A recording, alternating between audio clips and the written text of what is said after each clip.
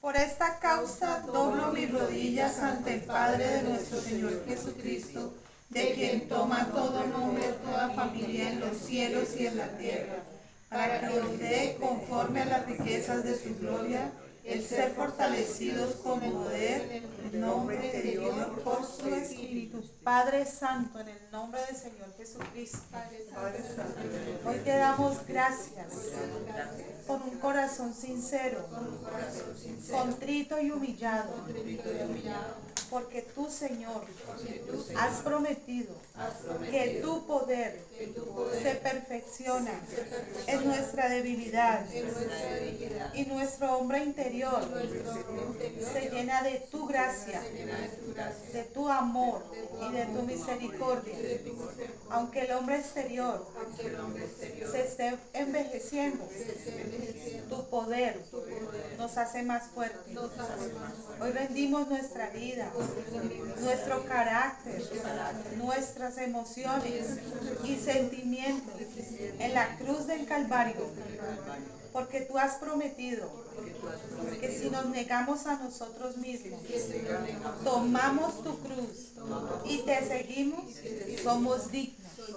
Hoy nos gozamos porque nos hallaste dignos, porque hemos hallado gracia en tus ojos y te place probarnos y hallarnos santos, irreprensibles y en paz, convencidos que tu voluntad sí es buena, sí es agradable y sí es perfecta, porque nos llevas de triunfo en triunfo y de victoria en victoria en el poder de tu nombre. Hoy abre nuestros ojos, alúmbranos nuestro entendimiento. Quiero beber tu palabra. Es para mí, no es para nadie más. Es para mí. Obra en mí. Le doy gracias en el nombre del Señor Jesucristo. Amén. Señor, hoy, Señor, te alabamos, te adoramos, porque tu nombre está en nuestra familia.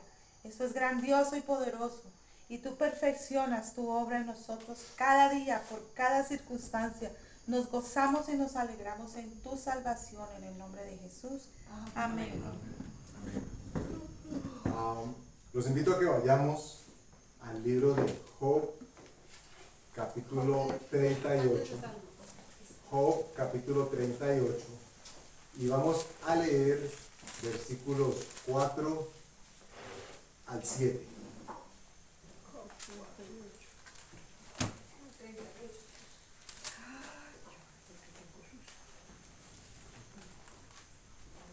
Este es un pasaje del libro de Job en el que se manifiesta y se describe una, vamos a llamarla así, cuasi conversación entre Dios y Job, ¿cierto? Después de que Job ha hecho su argumentación, digámoslo así, ha presentado su caso delante de Dios, nos encontramos con que Dios le responde.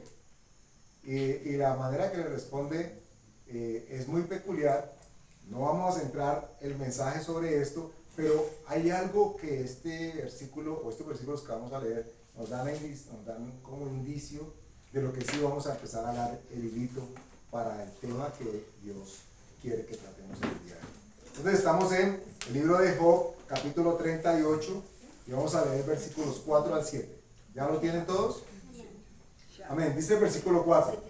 ¿Dónde estabas tú cuando yo fundaba la tierra? Házmelo saber si tienes inteligencia. ¿Quién ordenó sus medidas si lo sabes? ¿O quién extendió sobre ella cordel? ¿Sobre qué están fundadas sus bases? ¿O quién puso su piedra angular? Cuando alababan todas las estrellas del alba y se regocijaban todos los hijos de Dios. Como es obvio, o pareciera ser obvio, Dios le está haciendo una presentación a Job, porque Job había hecho previamente un reclamo. Básicamente se había quejado de las circunstancias que estaban aconteciendo en su vida. Y ustedes recordarán, si han leído o escuchado a propósito de Job, que, bueno, le cayó cielo y tierra en un momentico. Le cayó la mano. casi que diría alguien sin fundamento, sin que fuese culpa de él. Pero como consecuencia de eso que le sobrevino, muchas cosas que estaban en su corazón y en su mente afloraron. Y esas cosas terminan siendo como el argumento de Job ante Dios. De hecho, vamos a entrar en detalle, pero básicamente la pregunta que Job le estaba haciendo a Dios era: ¿por qué a mí? Palabras más, palabras menos. Era: ¿por qué a mí? ¿Ok? ¿Por qué a mí? Y nosotros no escuchamos mucho esto de parte de Dios, pero deberíamos tener presente de que en muchos momentos tal vez esa sea la respuesta de Dios. Y me refiero a, ¿qué tal que la respuesta de Dios fuese: ¿y por qué no? ¿Cierto? Porque la pregunta obvia es: ¿por qué a mí? Y Dios diera: ¿y por qué no a ti? O sea, porque a ti no. porque a ti no, exacto. ¿Por qué no? Ay, pero es que yo, Señor, yo he hecho esto, no he hecho lo otro, o me he portado muy bien, o he leído, o he orado, o he ayudado a los pobres. ¿Por qué a mí? Y tal vez la respuesta de Dios sería: bueno, precisamente por eso, porque voy a contar contigo. ¡Qué chévere!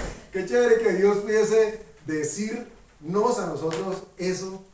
Y lo vamos a ver refrendado con el profeta Isaías, ¿recuerdan? Cuando en algún momento Dios está preguntando básicamente: ¿con quiénes cuento? Y la palabra que del profeta, seguramente impulsivo, ¿okay? Impulsivamente dice: ay, no, Señor, envíame a mí. Y nos encontramos con que el mismo que en su momento desea ser enviado, el mismo que en su momento tiene el ímpetu y dice: sí, para las que sea, Dios. Así, ¿cierto? En Caleñón le digo: Señor, para las que sea. Ese mismo que tenía la seguridad de Dios respaldándolo y coge a 400 profetas de Baal, los enfrenta y los derrota, los degolla, los mata. Y ese mismo termina escondiéndose cuando salió la bruja de Jezabel a perseguir. Que ni siquiera salió, le mandó a decir: te voy a matar. No la vio, simplemente le mandó a decir: te voy a matar. Sí.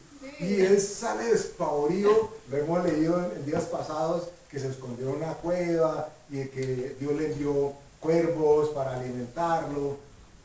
Y él andaba buscando a Dios en esas cuevas, y Dios básicamente le dice: no, yo no ando contigo, o no voy a hablar contigo en cuevas. Básicamente porque después le dice, lo vimos la semana pasada: sal de allí. Bueno, no nos desviamos, pero el punto es, Job estaba planteándole a Dios, bueno, ¿y por qué a mí?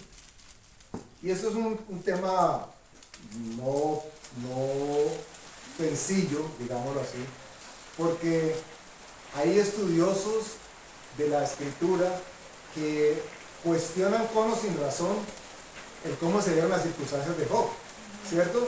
Porque la escritura empieza diciendo que Dios estaba hablando de Job, diciendo de que no había nadie más como él, y que lo miraran, que él era el ejemplo, la referencia. Y entonces, imagínese usted, si Dios mismo está dando referencia de él, pues ¿quién podría decir algo en contra? Absolutamente nadie. Y algunos plantean, un tanto distraídos por el contexto, de que Dios fue tentado por el enemigo para que Job cayera. Es decir, cayera, me refiero de que el cerco que después dice la escritura que lo protegía, que lo rodeaba, se le fuera quitado. Y Dios no, como dice la escritura, Él no tenta a nadie, y tampoco Él puede ser tentado por nadie. Eso tenemos que tenerlo muy claro. Sin embargo, Job, osadamente o un tanto temerario, termina diciéndole a Dios: Dios, ¿por qué? ¿Por qué a mí? Tal vez con todos los brazos y todo el cuerpo llagoso, porque dice que le dio una lepra, una sarna, yo no sé, algo terrible. Y estaba pues con su mejor amiga, la esposa, que le estaba diciendo: no, maldice a Dios y muérete. O sea, estaba bien acompañado. Hoy en día alguien diría que no, que estaba con su mejor amigo, ¿cierto? Porque así quieren que creamos la escritura. Pero no. a donde queremos llegar, o de donde queremos más bien partir, es la respuesta que Dios le da a Job, diciéndole, ¿dónde estabas tú cuando?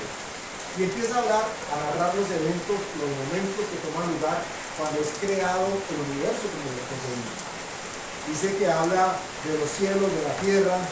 ¿Y dónde estaba cuando los ángeles y los hijos de Dios se gozaban viendo cómo la creación tomaba lugar? Se gozaban viendo cómo Dios hacía las cosas y cómo las cosas eran formadas, cómo tomaban lugar. Esto es muy importante porque va a servir de elemento para que más adelantico hagamos unas, tal vez conjeturas, pensarán ustedes, conclusiones, tal vez pensaremos otros. ¿Qué podemos describir en este momento de estos 4 versículos que acabamos de leer? Me centro en el 7, dice que cuando alababan todas las estrellas del alba y se regocijaban todos los hijos de Dios. Pregunta aquí obligada es, ¿de qué se regocijaban? ¿Y por qué se alegraban? ¿Qué estaban viendo los hijos de Dios que tomaban lugar? La presencia de Dios, dice por acá Martica, por supuesto. Pero ¿qué nos estaba narrando los versículos? ¿Qué dijo para allá? La creación. Estaba tomando lugar la creación. Y ustedes recuerdan que por allá en el Nuevo Testamento hay una escritura que nos dice que la creación está gimiendo y está casi que sujeta a la servidumbre por causa de la caída del hombre, y está gimiendo a toda, queriendo ser libertada y libre para aquel propósito con el que Dios la creó. Entonces, nos encontramos con un grupo de seres creados viendo cómo la creación estaba tomando lugar. Estaban alegres. Paren allí. Vamos por favor a retroceder a Génesis capítulo 3, Génesis 2, perdón. Y vamos a leer el versículo 25 y 26. Génesis capítulo 2, versículos 25 y 26. Perdón. Tienes toda la razón. Génesis 1, versículos 25 y 26. Era para ver si estaban atentos. Ya nos dimos cuenta que sí. Génesis 1, 25 y 26. Amén. Dice, recuerden que estamos hablando de qué, de la qué. La creación. De la creación. ¿Ok?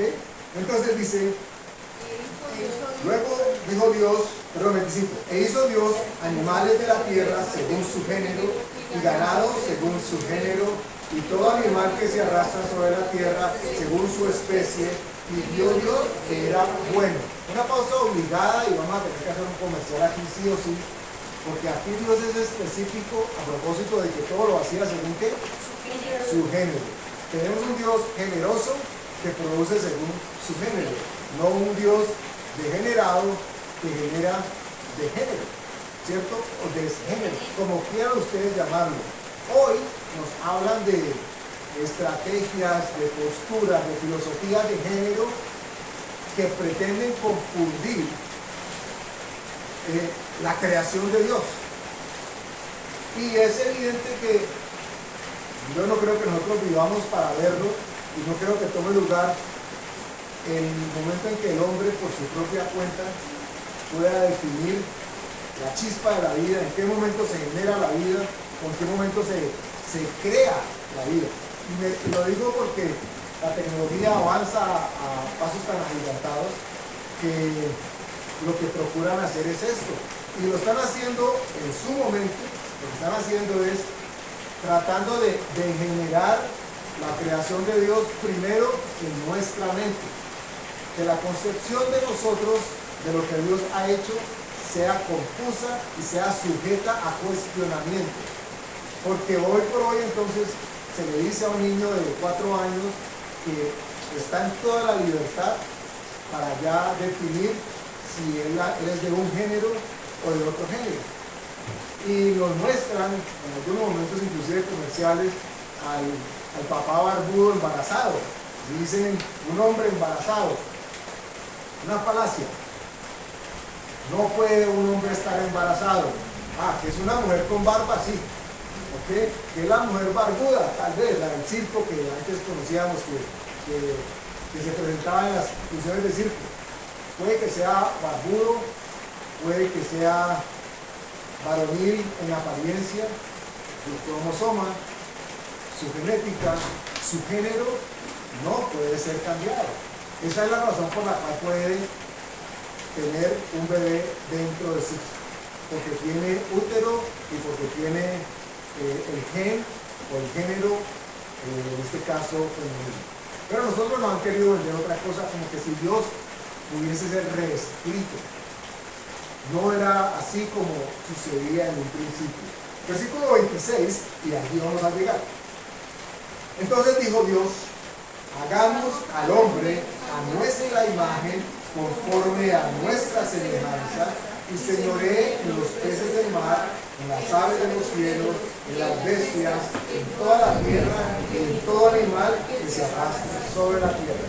¿Qué podríamos concluir con este último versículo que acabamos de leer? Algo que ustedes consideren que es supremamente relevante del versículo que acabamos de leer.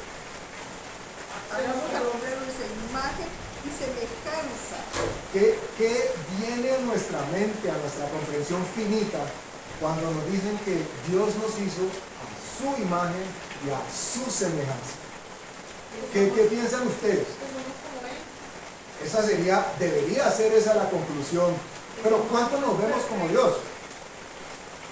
¿Cuántas veces usted se mira al espejo y dice: ay, sí, yo soy igualito a Dios? ¿Cuántas veces uno dice eso? Si lo que hace uno es constantemente recordarse, o ese dedo acusador que todos tenemos, ¿cierto? Recordarnos lo perversos que somos, lo desobedientes que somos, lo que no hemos hecho, lo que hemos dejado de hacer, y eso para nada refleja la imagen de Dios. Sin embargo, aquí hay alguien que está equivocado, y ya todos sabemos que no es Dios. Y digo que hay alguien que está equivocado porque lo que Dios dice, lo que Dios dijo, es. Alguien escuché hace muchísimos años decir, y lo creo firmemente, que aunque algo no fuera, cuando Dios dice que es, pues es. Así de sencillo. Entonces, por eso es que Dios no puede mentir, ¿cierto? Porque llegáramos nosotros a un espacio donde no hay nada, y entonces uno ve y dice: ay, no hay nada. Y Dios llega y dice: no, sí hay. No, pero es que no hay nada. Y cuando Él dice sí hay, de pronto vemos que todo está lleno. Porque cuando Él habla, cuando Él dice, lo que está haciendo es crear. No hay manera de que Dios no pueda crear cuando habla. Y entonces cuando Él dice que a nosotros, a ustedes y a mí, nos hizo a su imagen y a su semejanza, nos debe poner a meditar. Y viene lo complejo de por qué el hombre distraídamente piensa con o mira con sus sentidos. Porque uno empezaría el perfil griego que todos tenemos, ¿cierto?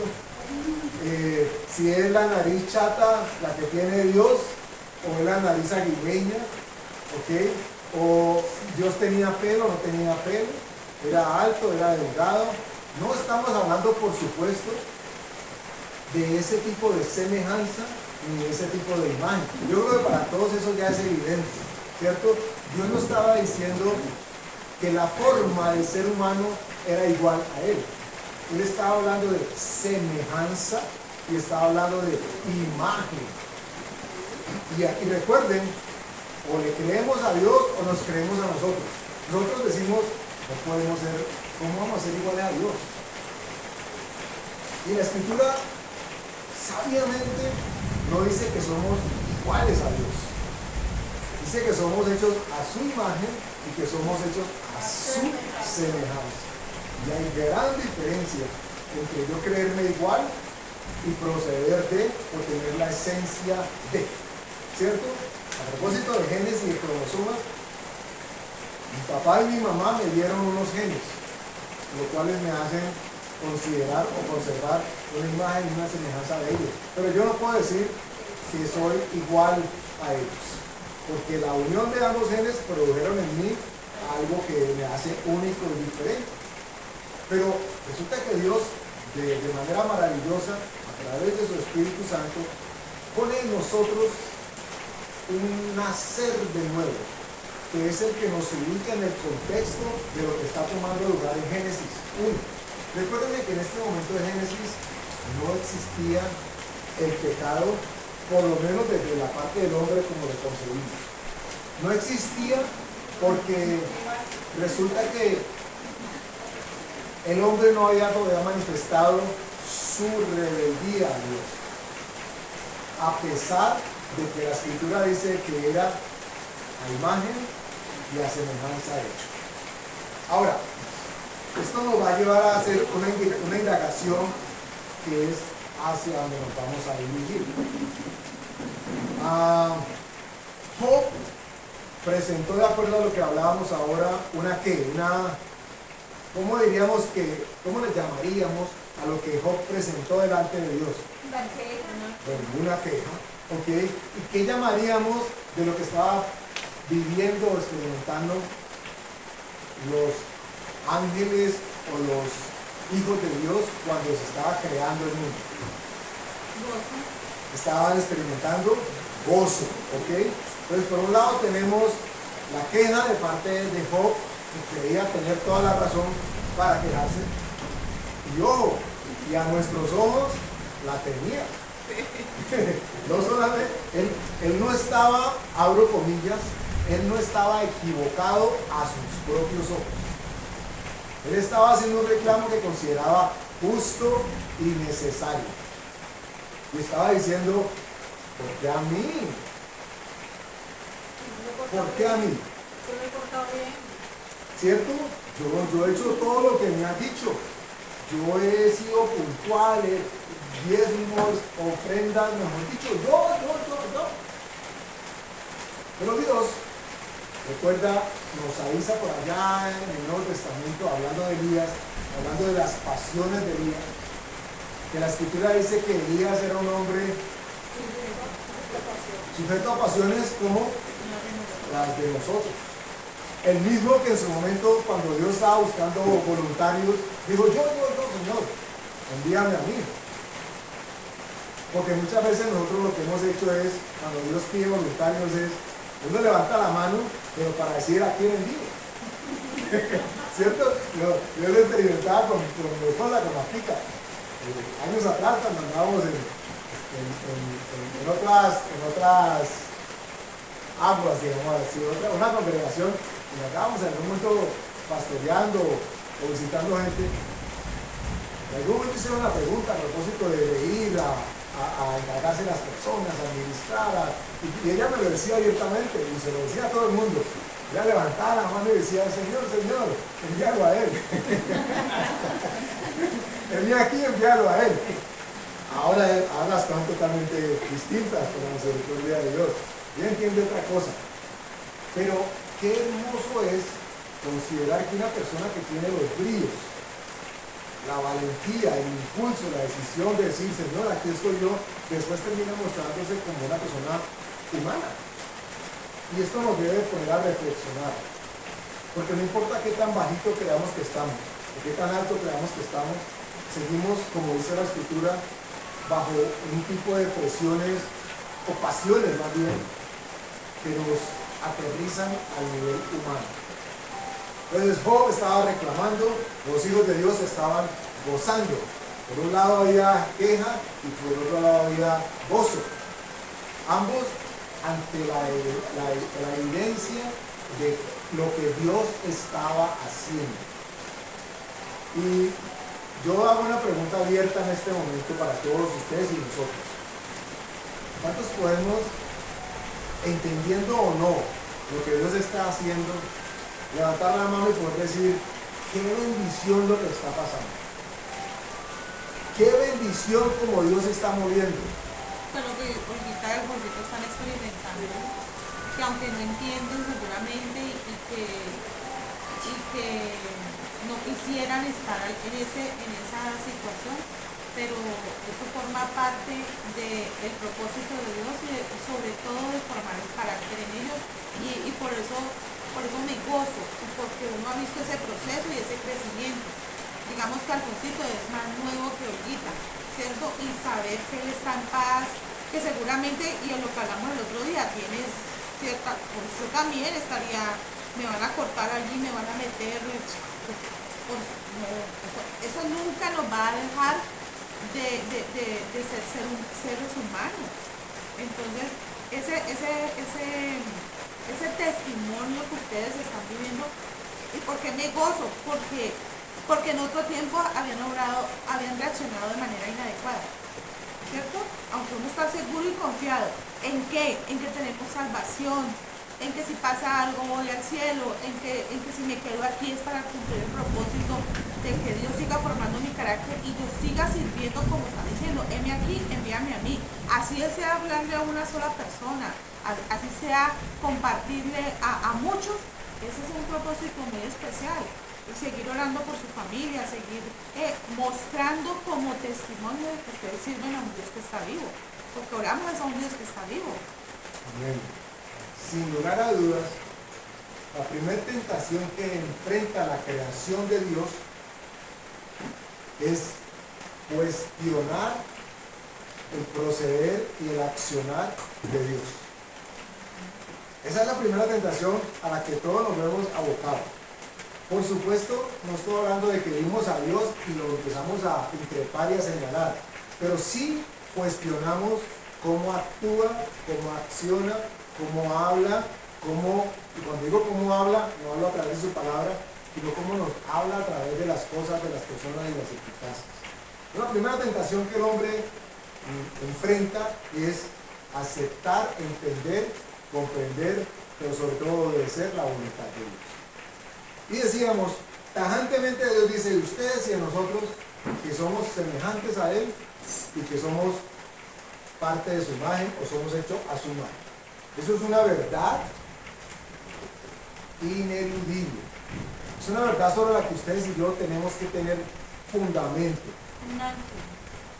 Tiene que ser nuestra ancla.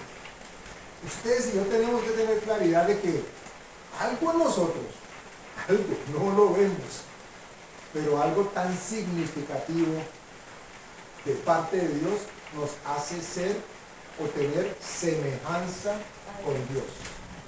Esa es la única manera en que Dios puede restablecer su comunión con nosotros. Es que perdón, te interrumpo, en este tiempo, yo estuve un tiempo haciendo lo mismo que Job, ¿no? Estuve renegando. Yo creo que todos levantaremos la mano en varios Y momentos. entonces estuve diciéndole a Dios que por qué lo mismo, pues lo que solemos decir. Pero es Dios tan hermoso, que me habló en Habacuc. Cuando me habló por Habacuc, yo descansé y yo dije, ay, gracias por haberme mostrado esa parte de Habacuc que ¿quieres leer? Por favor. Después del reniego,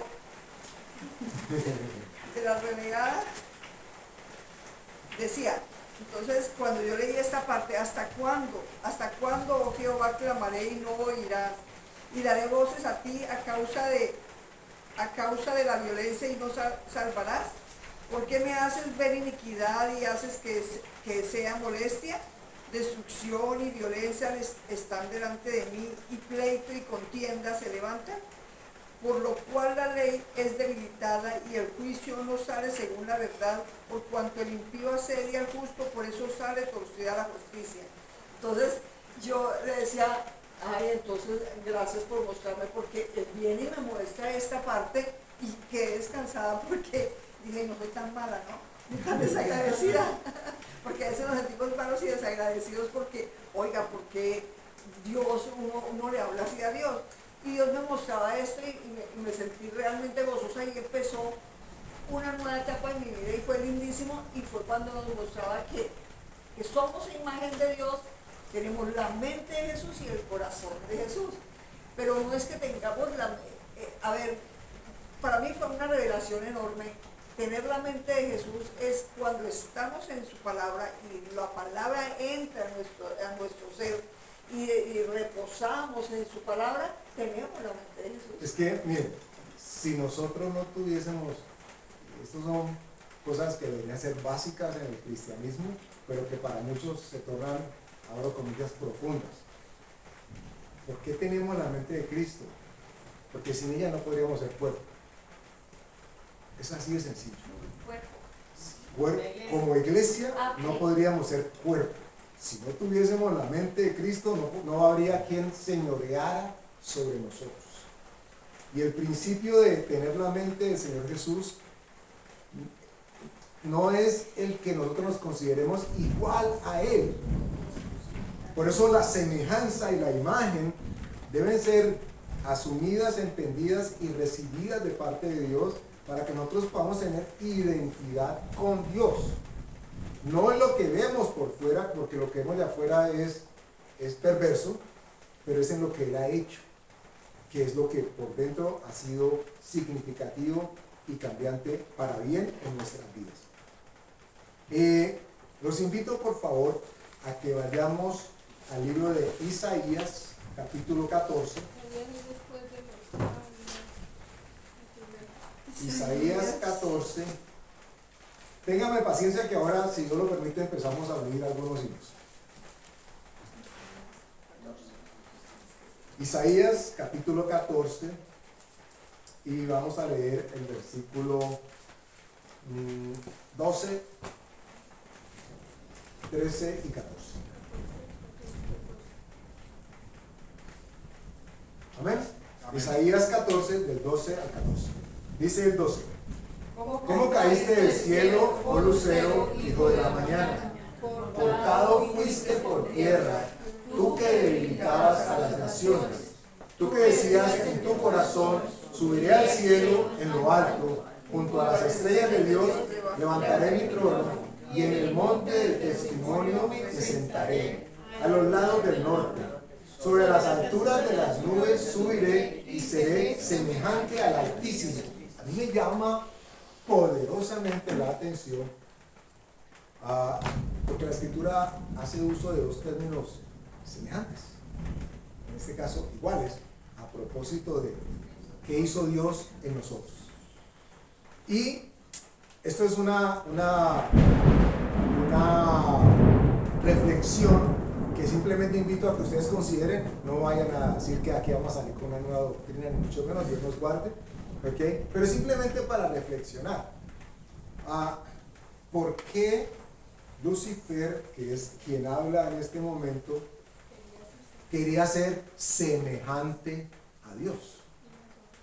¿Y por qué Dios había dicho de nosotros que nosotros ya éramos semejantes a Él? Esto es curioso, pero digo, simplemente es de reflexión. Algo tuvo que pasar en la mente de Él, la concepción de quién era Él, que entendía que no era semejante a Dios. A pesar de que Dios había escogido a su creación, sus seres queridos, en este caso ustedes y nosotros como creación humana, y había dicho de nosotros a mi imagen, o más bien a nuestra imagen y a nuestra semejanza. Me falta una pregunta. Dice que él debilitaba las naciones. ¿Qué naciones existían antes de la caída de Lucifer? Buena pregunta, y no creas que tengo la respuesta. Te voy a dar mi opinión. Te voy a dar una opinión. Las naciones siempre están representadas como pueblos, por supuesto. Ahí mismo hemos leído de estrellas, que obviamente no son los cuerpos celestes que caen sobre la tierra. Y por contexto y texto podemos concluir de que cuando hablan de estrellas, así como hablan de naciones, están hablando de seres, ángeles en este caso. La Escritura nos dice en Apocalipsis que un porcentaje de 33.3%, la tercera parte de los ángeles, fue arrastrada junto con él. Entonces uno podría tranquilamente concluir por conexión del texto de que está hablando a quienes debilitó y a quienes confundió. ¿Ok? Y esto nos va a llevar seguramente a lo que estamos hablando. Porque recuerden que tomó lugar en la vida Job, cuando él consideró de que lo que le estaba pasando era ¿qué? Injusto. Él estaba diciendo, no es justo, no es justo, no es justo. No es justo. No es justo. ¿Ok? Él hizo una pataleta emocional allí. ¿Cómo a mí? ¿Por qué a mí? ¿Por qué a mí? Si yo. Y nos encontramos con otro personaje, también creado, con una categoría, digámoslo así, distinta, diferente. Es el mismo personaje, sintiéndose no igual, no semejante a la creación de Dios. Y más adelante, por allá en Hebreos, lo cito para que no lo busquen necesariamente. ¿Recuerdan que hay una cita que dice en Hebreos 13 que a cuál de los ángeles dijo Dios jamás? Mi hijo eres tú. ¿Ok? Hoy yo te he engendrado. Hoy yo te he engendrado. Y eso nos pone a pensar como, ok, ¿qué pasaba en el mundo celestial con algunos seres que no se sentían semejantes? Pero había otros, porque lo leímos, que estaban gozosos cuando la creación de Dios estaba tomando lugar. Es decir, que tenemos un pueblo, unas naciones en medio de la creación que estaban diciendo, ¿y qué hizo de ese pedazo de tierra? ¡Ah! Esa forma, ¿cómo le vas a llamar a esa forma a Dios? Y Dios le decía, hombre.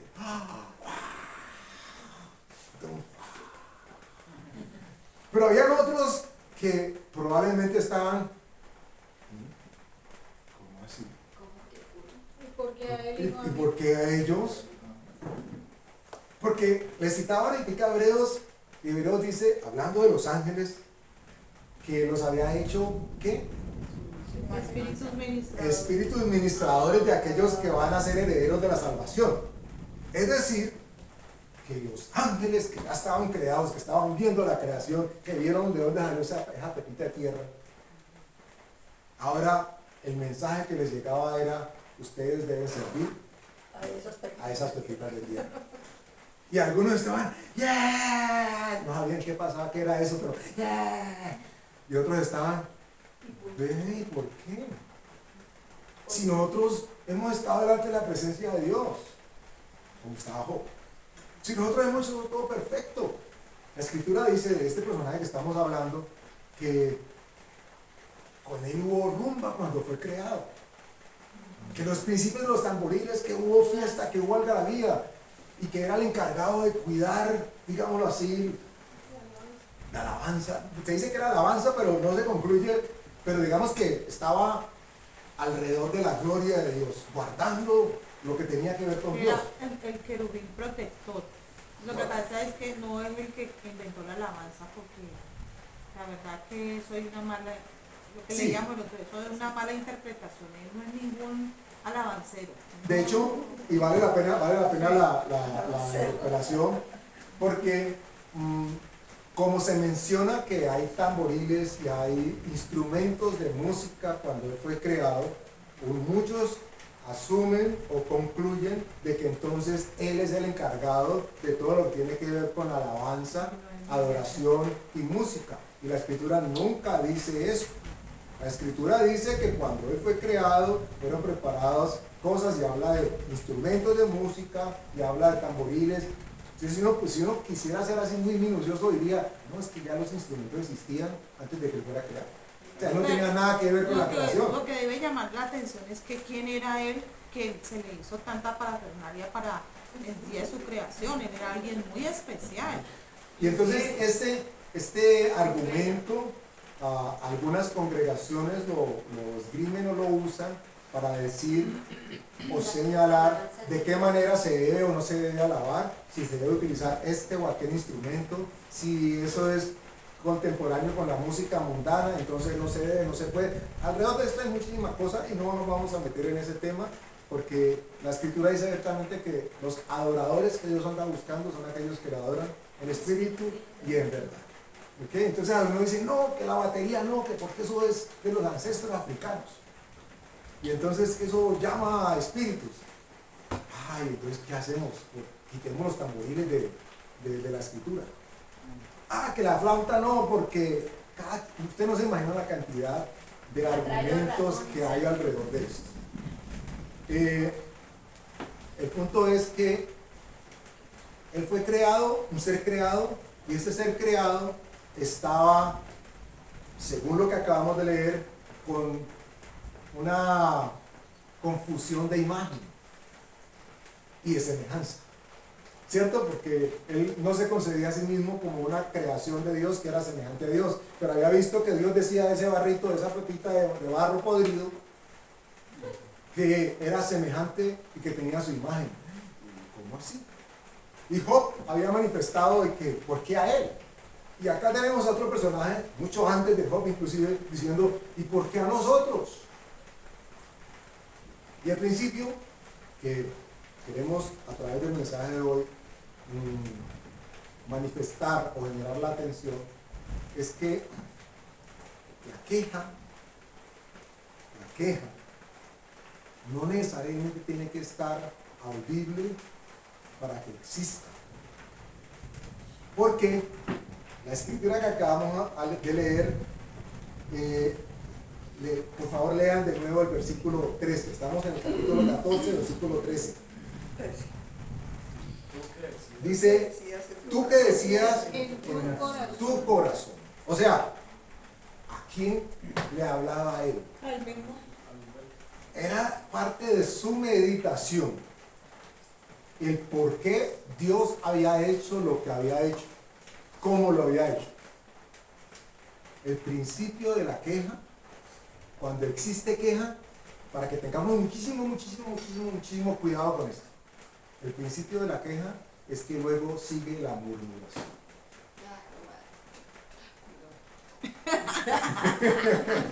El principio de la queja es que siempre sigue la murmuración.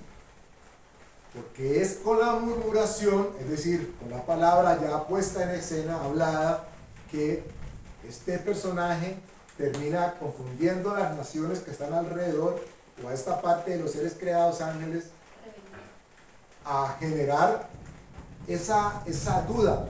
¿Qué fue lo primero que él hizo con la creación humana? Cuando digo él, me refiero a Satanás. Tentarlos a querer ser iguales a Dios, a tener el mismo conocimiento. Imagínense ustedes que yo te dijera a ti, Paula, si tú vienes a la iglesia, vas a ser igual a Paula. Y entonces, pero dirías tú, y yo no soy yo, y yo no soy yo. ¿Cierto, Héctor? ¿Cierto que yo soy yo? ¿Cierto que sí, yo soy yo? El diablo le estaba diciendo a la creación de Dios, a Eva y a Adán, que entonces iban a ser iguales o semejantes a Dios, cuando ellos ya lo eran, sembrando en ellos el cuestionamiento del proceder de Dios. Y como consecuencia de que encontraron un terreno abonado en su mente, entonces vino después lo que salió de su corazón. Ustedes recuerdan que la escritura dice que como Dios no puede ser tentado, sino que ¿de dónde es que nace la tentación del hombre? De la De concupiscencia. la propia concupiscencia. Bueno, ¿y qué es concupiscencia? Ustedes que saben tanto. Los deseos que les han El visto. mismo pecado que te lleva a En la considerar- naturaleza La pecaminosa. naturaleza, algo que está ahí, forma parte Imbécil. de.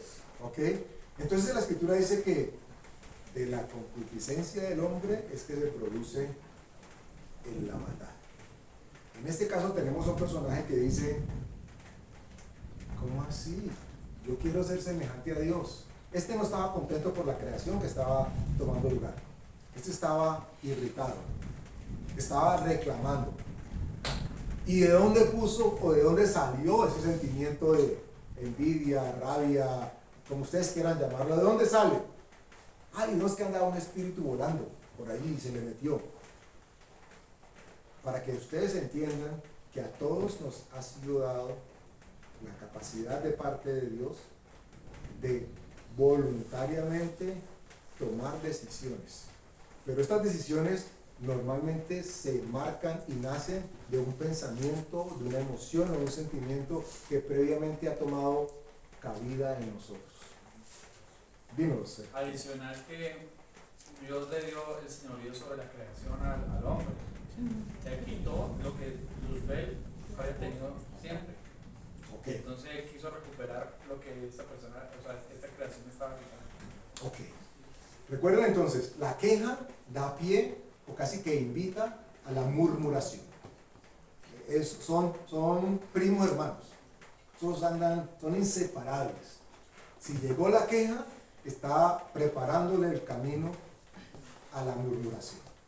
Entonces, esto nos lleva a nosotros a algo que es donde seguramente Dios quiere que nos enfoquemos.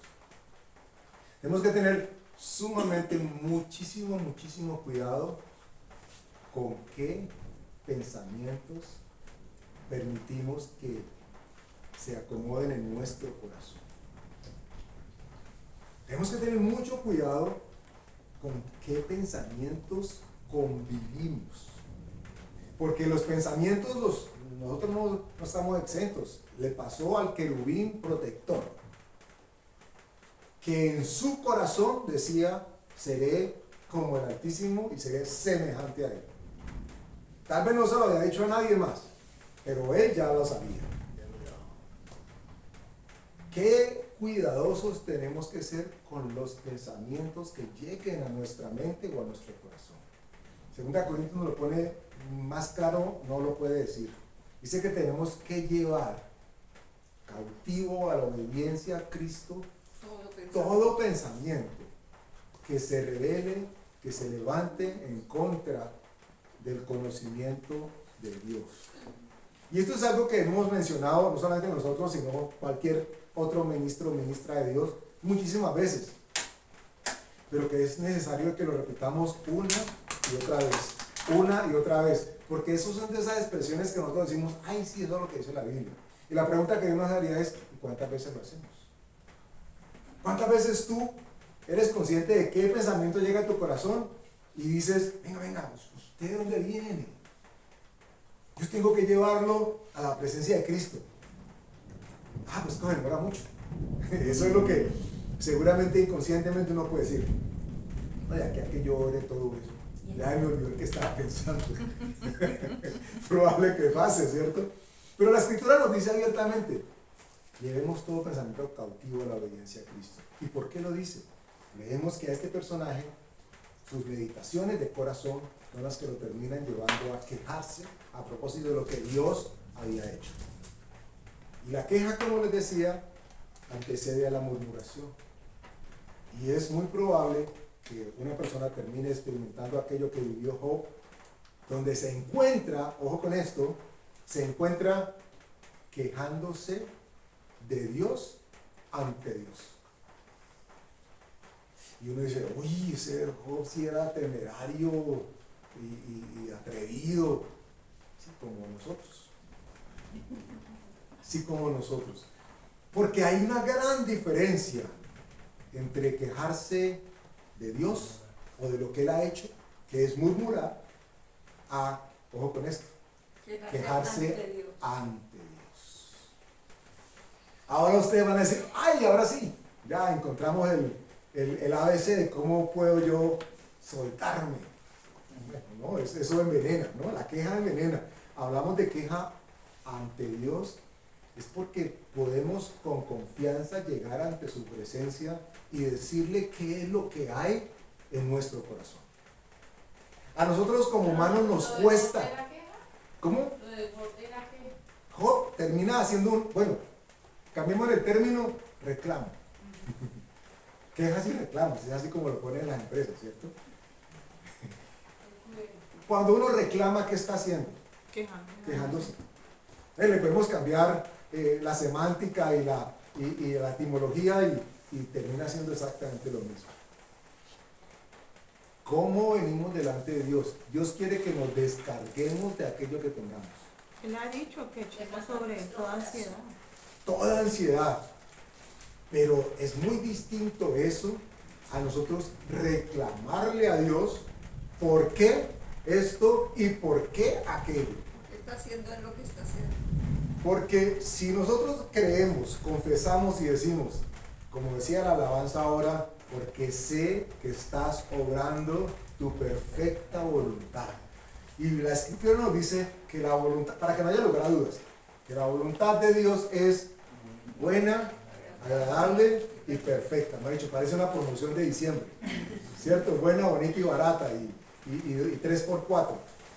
Voy a darles un ejemplo que hoy precisamente lo leí. Cuando muere Lázaro, lo que dijo Marta y como dijo María. Marta reclama, María, aunque le dice casi las mismas palabras, lo hace con un corazón humillado. Se postró a sus pies diciéndole, Señor, si hubieses estado aquí, no habría muerto mi hermano. Y Marta le dijo, Señor, si usted hubiese estado aquí, mi hermano no habría muerto. Pero la diferencia es que María se postró.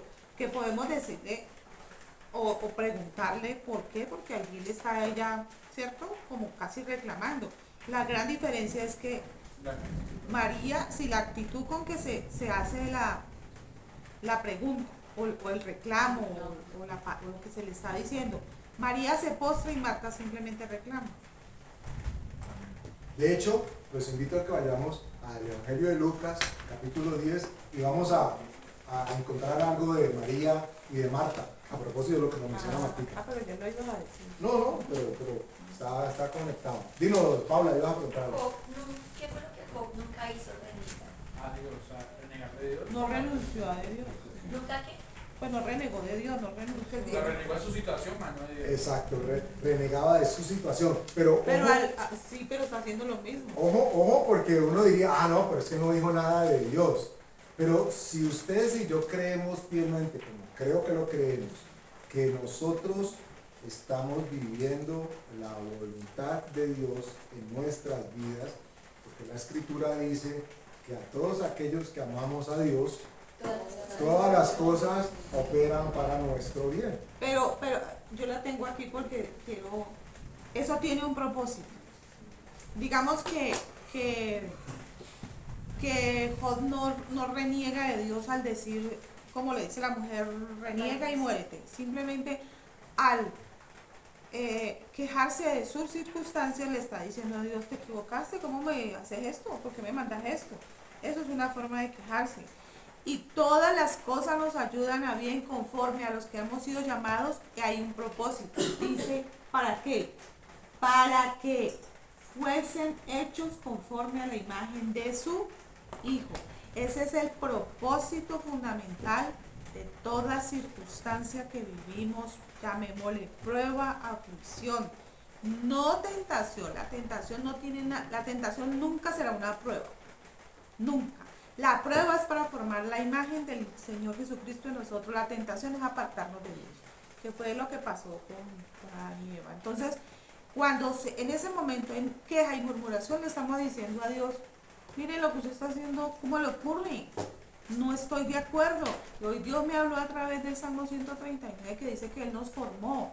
Entonces, como yo tengo lucha con el pelo, dije, entonces yo al no aceptar mi cabello le estoy diciendo a Dios, ¿cómo me pusiste este pelo? Porque eso está empatado pues con lo que Andrés está enseñando, porque esta mañana Dios me hablaba de eso y yo decía, qué vergüenza. Miren ustedes el ejemplo, y lo hago público porque ya lo hemos comentado aquí en congregación. Alfonsito va a un procedimiento en el médico y se encuentra con un panorama distinto al que inicialmente era.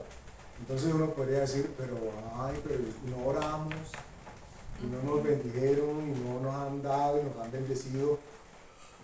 Y qué bendición que en esa exploración lo que concluyen los médicos es que qué bueno que se dieron cuenta de que pueden hacer algo para dejarlo 0 kilómetros otra vez. ¿Ok? Entonces, la tentación es manifiesta. ¿Por qué a mí, si yo tenía tanta fe?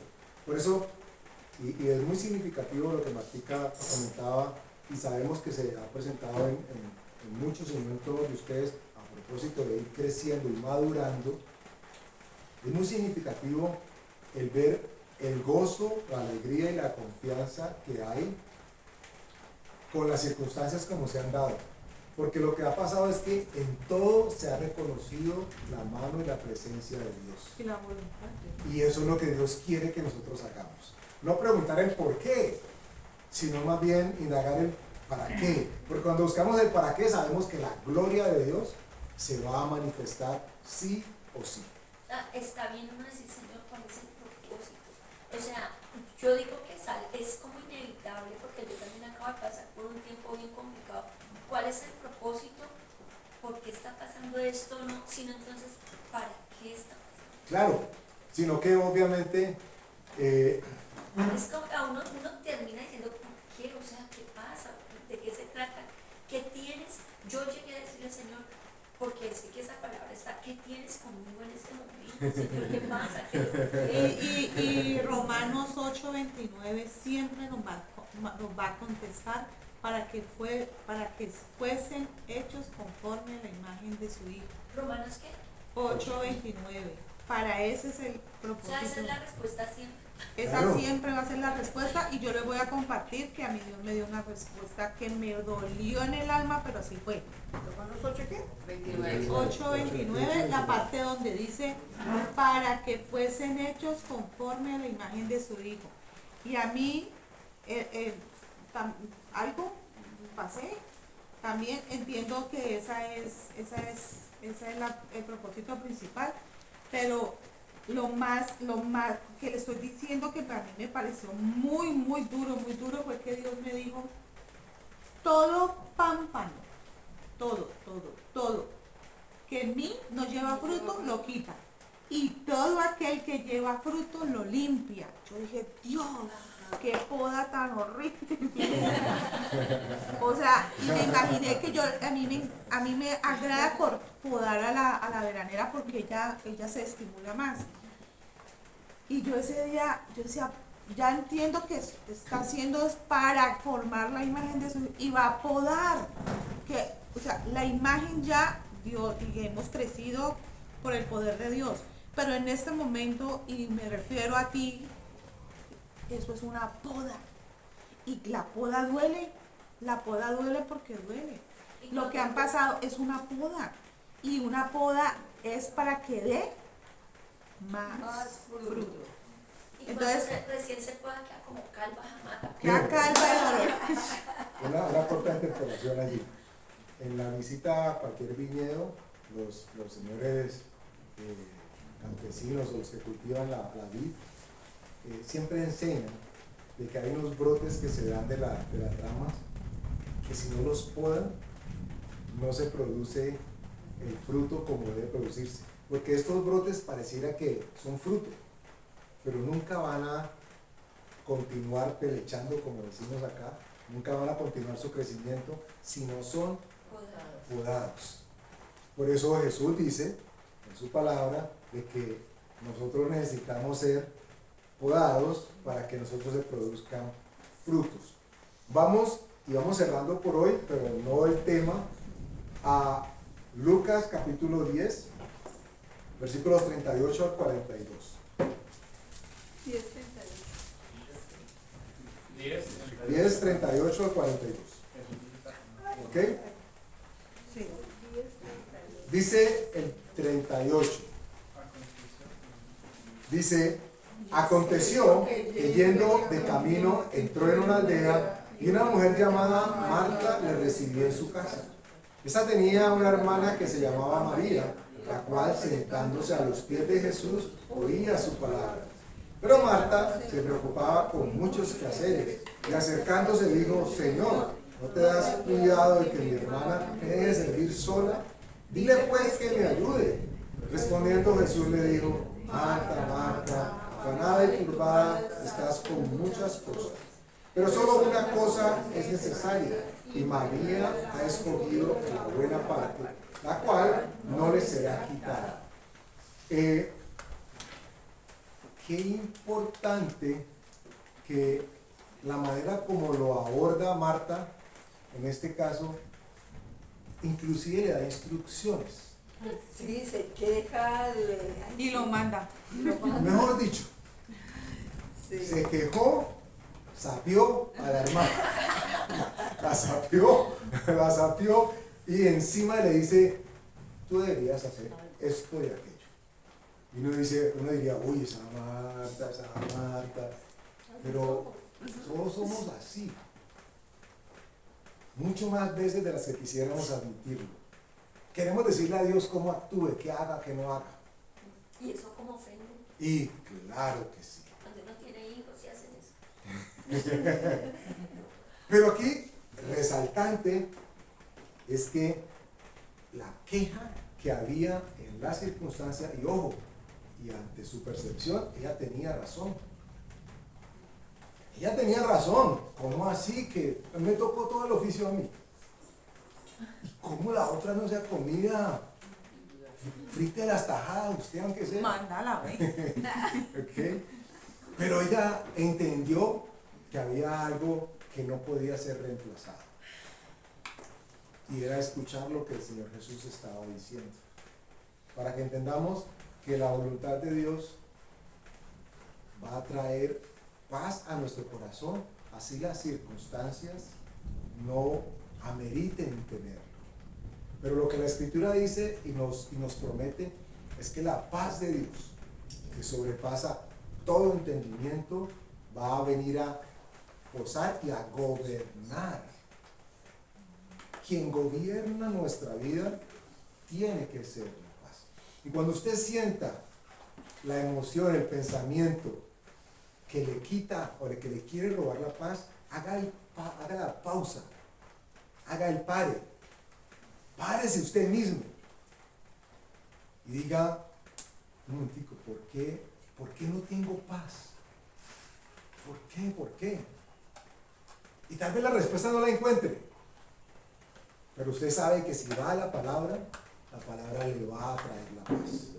Y si usted encuentra la palabra que le dice, refúgiate en mí, ven a mí, yo te guardo, yo tengo cuidado de ti, y viene el pensamiento de nuevo, porque el pensamiento no se va a ir porque usted le dijo, ay, tan feo, chao. El pensamiento va a volver, y la única manera en que usted va a poder repelerlo es con una palabra. Una palabra tuya bastará para librarme, para sanarme, para lo que usted ponga allí de parte de Dios. Entonces cerramos por hoy con esto. María escogió una cosa, Marta escogió otra. Y para que usted dé cuenta de las cosas de misericordia que tiene Dios. Mi esposa se llama Marta. Y Marta. Pero ojo, Con H. como le pasó a Abraham, ahora tiene la H. Ahora tiene la H. Y eso implica de que hay un cambio de percepción. Y Dios espera no solamente de las Martas, sino de los Martos. Y de todos aquellos que azarosamente le pedimos a Dios que haga las cosas como nosotros las haríamos.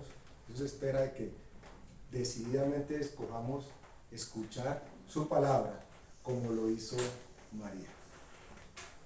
Ella decidió, y Jesús dice, termino con esto, que ella escogió la buena parte, y ojo, la cual dice, no le será quitada. Amén. Entonces lo que tenemos que buscar y encontrar es aquella cosa que no nos puede ser quitada, que es la paz de Dios, es la que el enemigo y el mundo quieren venir a porrear, y es la que nosotros tenemos que guardar y proteger, porque cuando la paz se va, viene el cuestionamiento, viene la queja, viene el reclamo, y como consecuencia viene la murmuración.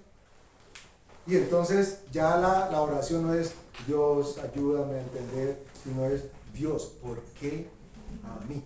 Es cuando nos miramos nuestra condición y nos miramos a nosotros mismos, ahí es donde cae uno. El cuestionamiento empieza cuando yo me miro y empiezo a sentir conmiseración y por qué a mí. Cuando quito la mirada de mí y la pongo en Jesús, el autor y consumador de la fe, ahí es donde cambia la visión y ya somos como María, que no nos quita la mejor parte. Y cierro con esto, porque esto me parece que es relevante. A Marta su queja no se le cuenta como pecado, digamos así. ¿Por qué creen? Porque la Escritura en ningún momento, y la expresión de Jesús no es la de Sí, no la juzga. malo, no haces así. ¿Cierto? Jesús no dice, ay, qué feo que hizo. No, no, así. ¿Por qué no se le toma, digámoslo así, como pecado? Y es que la respuesta es muy sencilla y ya la hemos dicho, ya lo hemos hablado. Y es porque ella se queja ante Dios. Ella expone su sentimiento, su inconformidad ante Dios. No se queja de Dios. Ella es temeraria en tratar de decirle a Dios en el cómo es que Él debe hacer las cosas. Pero ella no está culpando a Dios por cómo las cosas están pasando. Que es el error en el que normalmente se cae cuando se cuestiona lo que Dios hace.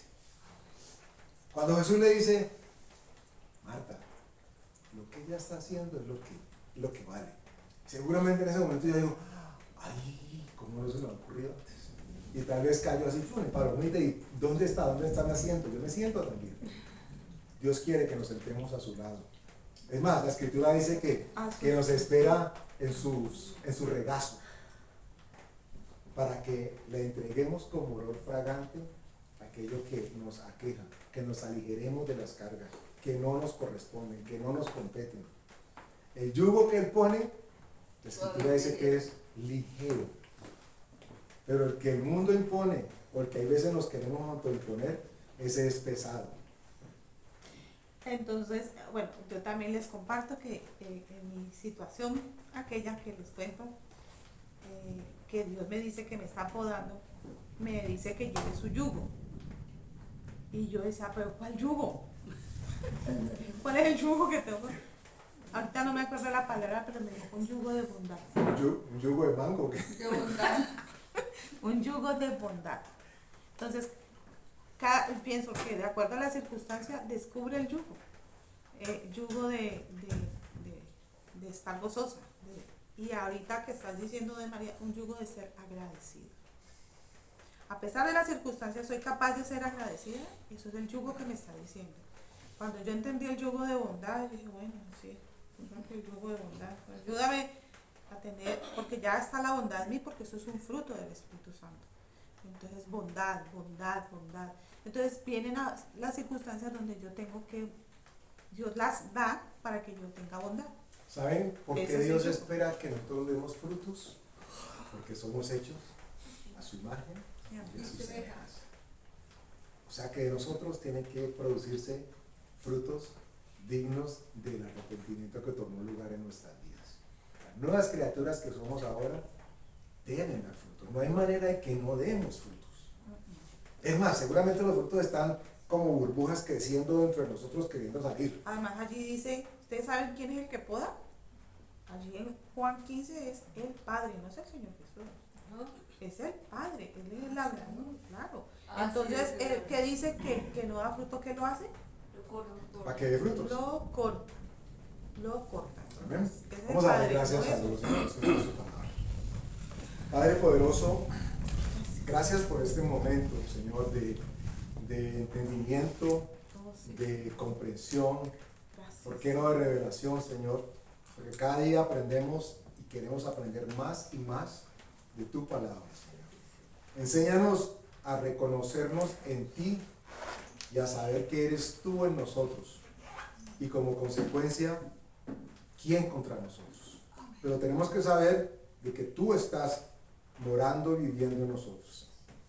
Sana, Señor, nuestras heridas, sana nuestra incredulidad. Sana, Señor, el sentimiento de las palabras de queja o de reclamo que han salido de nuestras vidas por las circunstancias que se puedan haber presentado. Te pedimos perdón en el nombre de Jesús, Señor, y queremos, como hizo María, sentarnos a tus pies y escuchar tu palabra para que ella nos lave, nos limpie y nos santifique, Señor. Te damos gracias. Amén y amén.